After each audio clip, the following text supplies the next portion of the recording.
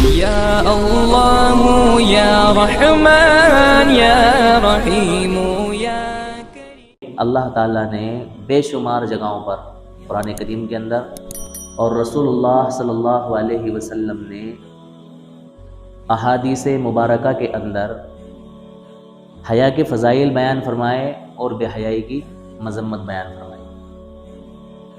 اور انسان کو یہ باور کرانے کی کوشش کی اور یہ سمجھانے کی کوشش کی کہ انسان اللہ تعالیٰ کے بنائے ہوئے حلال راستے کو چھوڑ کر، حلال راستہ کیا ہے؟ نکاح،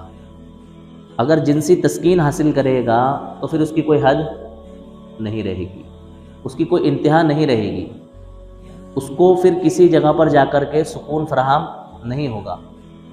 بلکہ وہ اپنی مرضی سے، اپنی خواہشات سے، اپنے جذبات سے جنسی سکون حاصل کرنے کے لیے، جنسی تسکین حاصل کرنے کے لیے نئے نئے طریقے اور نئے نئے راستے اختیار کرے گا۔ جتنے اس کی سمجھ میں آتے جائیں گے، اس کی عقل کا دائرہ کار بڑھتا جائے گا، وہ ان راستوں کو تلاشنے کے لیے اور حاصل کرنے کے لیے آگے بڑھتا چلا جائے گا، یہاں تک کہ یہ ایک مشرف انسان جس کو اللہ تعالیٰ نے اشرف المخلوقات بنایا، جانوروں سے بھی اور کتے بلیوں سے بھی بدتر ہوتا چلا جائے گا۔ آپ اندازہ لگائیں کہ جو لوگ اللہ تعالیٰ کے بنائے ہوئے حلال راستے کو چھوڑ کر کے حرام راستوں میں جنسی سکون تلاش کر رہے ہیں، وہ کسی ایک جگہ پر جا کر کے نہیں رک رہے ہیں کہ بس ہمارا پیٹ بھر گیا اور بات ختم، نہیں، بلکہ وہ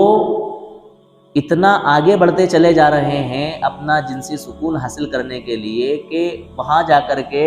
درندگی کی بھی کیا ہو رہی ہے؟